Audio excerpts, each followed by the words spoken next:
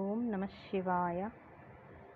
శ్రీరస్తు, శుభమస్తు, లోక కళ్యాణమస్తు. మనిషి జీవితంలో పెళ్ళి జీవిత భాగస్వామి మాత్రమే కాదు, ఆ పుట్టబోయే పిల్లలు కూడా భగవంతుని అనుగ్రహమే అవుతారు తప్పకుండా. అలా మాకు కలిగిన ముగ్గురు సంతానము అసలు ఈ కాలం నాటి పిల్లలు కాదు. చెప్పాలంటే ఎంతో వినయ విధేయతలు, నమ్రత కలిగిన వాళ్ళు. నేనైతే వాళ్ళకి ఏ రోజు కూడా భగవంతుని ఇలా మొక్కండి, ఇలా చేయండి అని చెప్పలేదు. ఎందుకు అనంటే ప్రతి మనిషికి కూడా భగవంతుని యొక్క స్మరణ చెయ్యాలి అంటే ఆ భగవంతుడే ఇవ్వాలి అనేది నేను నమ్ముతాను. భగవంతుని ఒకరు చెప్పి ఆయన మీద భక్తిని పొందడం కంటే భగవంతుడే మనలో ఒక ప్రేరణ కలిగించి భగవంతుని స్మరిస్తే దాని యొక్క మాధుర్యము మాటల్లో చెప్పలేనిది. ఓకే, అయితే పిల్లల గురించి చెప్తున్నాను కదా. మాకు కలిగిన పిల్లలు ఖచ్చితంగా భగవంతుని అనుగ్రహమే. ఎలాగానంటే మా పెద్దమ్మాయి అయ్యప్ప స్వామి యొక్క వరప్రసాదము. ఈ కథలు నేను మీకు చెప్తాను తప్పకుండా. మా రెండో అమ్మాయి 4 సంవత్సరాల వయసులో తనకొక ప్రాణగండం ఉండింది. దాన్ని తొలగించి పునర్జన్మను ప్రసాదించిన వాడు సద్గురు సాయినాథుడు. ఇకపోతే 2 అమ్మాయిల తర్వాత మామూలుగా 2 పిల్లలు చాలు అనుకుంటారు అందరూ. మేమైతే దాని గురించి ఎలాంటి ఆలోచన చేయలేదు. కానీ నాకొక ఆలోచన ఉండింది. ఏంటంటే అబ్బాయి లేడు అనే కొరత మాకు ఈశ్వరుడు పెట్టడు, ఇస్తాడు అనే నమ్మకంతో అలా గడిచిపోయింది. అయితే 2007వ సంవత్సరము ఉగాది తర్వాత మా ఊరి గ్రామదేవత శ్రీ మారియమ్మ ఉత్సవాలు, రథోత్సవం జరుగుతుంది. అలా రథోత్సవం జరిగినప్పుడు రథానికి పూజ చేయడానికి పూజా సామాగ్రి తీసుకెళ్ళి టెంకాయ ఆ రథ చక్రానికి అమ్మను స్మరించుకొని కొట్టినప్పుడు తొట్లికాయ పగిలింది. అలా తొట్లికాయ పగిలితే పిల్లలు పుడతారు అని చెప్తారు కదా. సో నేను అనుకున్నాను మాకు అమ్మ అబ్బాయిని ఇవ్వబోతుంది అని. అయితే సరిగ్గా అదే నెల నేను గర్భం దాల్చడము, మాకు అబ్బాయి పుట్టడం జరిగింది. ఇలా ముగ్గురు పిల్లల మీద కూడా ఆ పరమేశ్వరుని యొక్క, ఆ జగన్మాత యొక్క, సద్గురువు అయిన సాయినాథుని యొక్క అనుగ్రహం ఉంది అని ఈ సందర్భంగా చెప్పదలిచాను.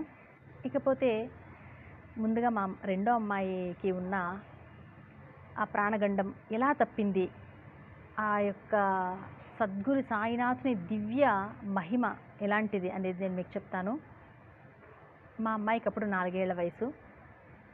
ఆ 4 ఏళ్ల వయసులో నేను మళ్ళీ మా అబ్బాయికి గర్భం దాల్చాను. 2007వ సంవత్సరము. గర్భవతిగా 7-8 నెలలు ఉంటాయి. ఆ టైంలో మా ఆయన ఒక టూర్ వెళ్ళాలి అని అనుకున్నారు. వాళ్ళ ఫ్రెండ్స్తో కలిసి వెళ్ళాలనుకున్నారు. ఏవో చాలా ఊళ్ళు వెళ్ళారు. అందులో షిరిడి అయితే లేదు అప్పటికి. నాకు అప్పుడు ఎలాంటి ఆలోచన ఉండేదంటే, మా అమ్మ వాళ్ళు లేవగానే భగవంతుని పటాన్ని చూసి మొక్కోవాలి, దేవుణ్ణి చూసి మొక్కోవాలి, లేకపోతే ఆ రోజు ఏదో ఒక కీడు జరుగుతుంది అని చెప్పేవాళ్ళు. అయితే నాకు మా అబ్బాయి గర్భంలో ఉన్నప్పుడు చాలా విమర్శాత్మకంగా ఉండేది, నాది హేతువాదంగా ఉండేది. తలరాతలు భగవంతుడు ముందే రాసేస్తాడు కదా అందరికీ. అలాంటప్పుడు నిన్ను మళ్ళీ మేము ఎందుకు మొక్కాలి? విధిరాత అనే బ్రహ్మ తలరాతలు ముందే రాసేసినప్పుడు మేము ఎందుకు మొక్కాలి దేవుడికి? నువ్వేమైనా మారుస్తావా తలరాతల్ని అనే ఒక ధోరణిలో ఉండేదాన్ని. లేవగానే దేవుడి పటం చూడకపోతే ఏదో కీడు జరుగుతుంది అనే భయంతో ఇలా చూసి, ఏంటి నిన్ను చూడాలా, నిన్ను మొక్కాలా అనే ఒక భావనతో నేను ఉండేదాన్ని. భగవంతుని చిత్రపటాన్ని చూస్తూ ఇంతే, ఇలాగే ఉండేదాన్ని. నిన్ను మొక్కను ఏం చేస్తావు అనేలాగా. అయితే ఇలాంటి ధోరణి నాకు ఎందుకు వచ్చిందో అర్థం కాదు. ఎంతో భక్తి ప్రపత్తులతో ఉండే నేను మా అబ్బాయి గర్భంలో ఉన్నప్పుడు వాడి ఆలోచనలు నాకు వచ్చేయా, లేకపోతే వాడికి ఆలోచనలు రావడం కోసం నాకు ఎటువంటి భావనలతో నేను నిండి ఉన్నానా నాకు అర్థం కాలేదు. అయితే ఇలా జరిగింది. అప్పుడు ఆ రోజు కూడా యథా ప్రకారం లేచాను. మా ఆయన ఆల్రెడీ ఒక 3 days 4 days అయింది టూర్ వెళ్ళారు.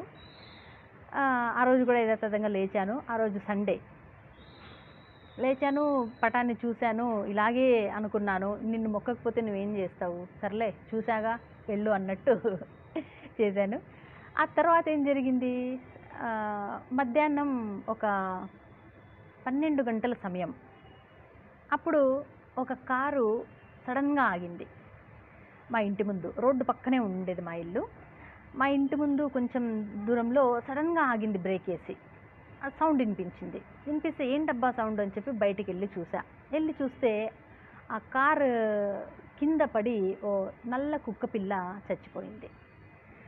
అది అలా పడుంది, చిన్న కుక్కపిల్ల పాపం. దానికి గాయం ఎక్కడా కనబడట్లేదు కానీ రక్తం రోడ్డు మీద అలా కారిపోతుంది. నాకు చాలా బాధేసింది. అప్పుడు నేను భగవంతుణ్ణి ప్రశ్నించాను. ఎవరిని అడిగాను అంటే, ఎక్కడ నల్ల కుక్కపిల్ల కానీ నల్ల కుక్క కానీ కనిపించినా ఇది సాయిబాబాది అని అనుకునే అలవాటు మాకుండేది చిన్నప్పుడు. అలా ఇప్పుడు ఆ నల్ల కుక్కపిల్ల చనిపోయి రోడ్డు మీద పడుండడము చూసి, చూసావా నీ కుక్కపిల్ల అది, దాన్నే నువ్వు రక్షించలేకపోయావు, నువ్వేం సాయినాథుడివి, నువ్వేం భగవంతుడివి అని చెప్పి ఇలాగే ప్రశ్నించాను నేను దేవుణ్ణి. అలా ప్రశ్నించాను. మధ్యాహ్నం 12 గంటల సమయం అది. ఇంకా సాయంత్రం వరకు ఆ రోజంతా అదే భావనలో ఉన్నాను నేను. భగవంతుడు అంటే చాలా రోజులుగా ఇది ఇలాగే కొనసాగుతుంది నాలో. ఏంటి అంటే ఒక సంఘర్షణ, నిన్ను మొక్కితే నువ్వేం చేస్తావు, మాకేమిస్తావు, భగవంతుడిని మొక్కితే ఏమొస్తుంది మాకి అనేలాగా ఉండే ధోరణి ఆ రోజంతా అలాగే కొనసాగింది. సాయంత్రం నా ఫ్రెండ్ గీత ఇంటికి వచ్చింది. తనకు కాఫీ అంటే చాలా ఇష్టము. మేమైతే పెద్దగా కాఫీ టీ లేదే అలవాట్లేదు మాకు. ఇంట్లో పాలు కూడా తక్కువ వాడడము. అయితే తను వచ్చింది. తన కోసం కాఫీ పెట్టాలి అని చెప్పి పాల ప్యాకెట్ కోసమని మా 4 ఏళ్ల అమ్మాయిని, ఆల్మోస్ట్ 4 దాటే టైము, అమ్మాయిని షాపుకి పంపించాను. నాన్న పాలు తీసుకురాపోరా, పేరు కీర్తన. పంపించాను. మా ఫ్రెండ్తో నేను మాట్లాడుతూ కూర్చున్నాను. తను వెళ్ళింది. మేము మాట్లాడుతూ ఉన్నాము. కాసేపటికి ఒక 2-3 నిమిషాలకి అమ్మాయి ఏడుపు వినిపించింది, గట్టిగా అరిచింది.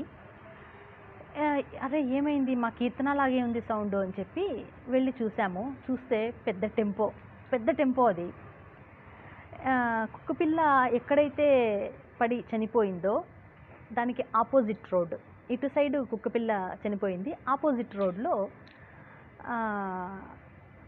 కనీసం ఒక 10 అడుగుల దూరం కూడా లేదు అసలు. ఆ 10 అడుగుల దూరంలో మా అమ్మాయి టెంపో కింద కాలు తగిలి పడింది. అయితే చూసిన వాళ్ళందరూ కూడా అమ్మాయి లేదిక అనుకున్నారట. మేము భయమేసి పరిగెత్తాను. నేనప్పుడు 7 నెలల గర్భిణి. పరిగెత్తాను. చూస్తే మా అమ్మాయికి జస్ట్ కాలు దోక్కుపోయింది. కేవలం కాలు దోక్కుపోయింది మా అమ్మాయికి. అయితే అప్పుడు నాకు అర్థమైంది, సాయినాథ నువ్వు ఉన్నావు. నేను ఇందాకేం చెప్పాను, మా ఆయన వాళ్ళు టూర్ వెళ్ళారు. టూర్లో ఒక 4-5 ఊళ్ళు ఉన్నాయి. అందులో షిరిడి లేదు అసలు. అప్పటికి షిరిడి లేదు, కానీ అది షిరిడి యాడ్ చేసుకున్నారు వాళ్ళు. షిరిడి కూడా వెళ్దాము, షిరిడి హైదరాబాద్ చూసుకుని వద్దాము అని చెప్పి వాళ్ళు ప్లాన్ చేసుకున్నారు. సడన్ ప్లాన్ ఇది. సో షిరిడి వెళ్ళి మా ఆయన అక్కడ దర్శనం చేసుకున్నారు, ఆ సాయినాథునికి మొక్కారు.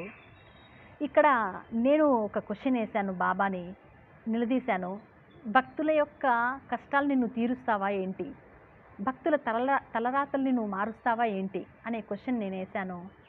నాకు పుత్రశోకం లేకుండా నా చిన్న తల్లి యొక్క, నా 2వ కూతురు కీర్తన యొక్క అల్పాయుష్ని తొలగించి మా బిడ్డకు పోవాల్సిన ప్రాణానికి బదులుగా ఆ కుక్కపిల్లి యొక్క ప్రాణం తీసి తన ఆయుష్ను, అంటే భగవంతుడు ఇవ్వాలనుకున్న ఆయుష్ను మా అమ్మాయికి ఇచ్చాడు.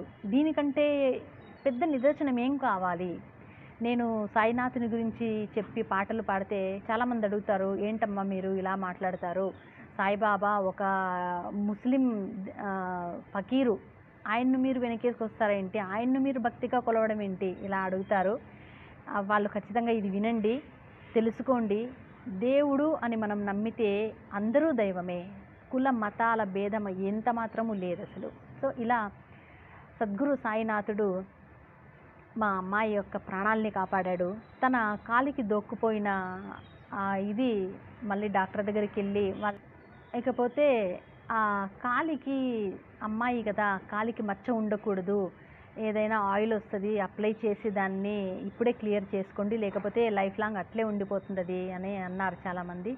నేనేమనుకున్నానంటే అది అలాగే ఉండాలి, తనకు గుర్తుండాలి, సాయినాథుని యొక్క భిక్ష తన ప్రాణము అనేది తనకు గుర్తుండాలి, ఈ యొక్క మహిమ తన జీవితంలో ఎప్పటికీ చెప్పుకోవాలి అనే ఒక ఉద్దేశంతో నేను తనకున్న మచ్చని నేను పోయేందుకు ఎటువంటి ప్రయత్నము చేయలేదు. సో ఇది విషయము. ఓం సద్గురు సాయినాథాయ నమః, పరమేశ్వరాయ నమః.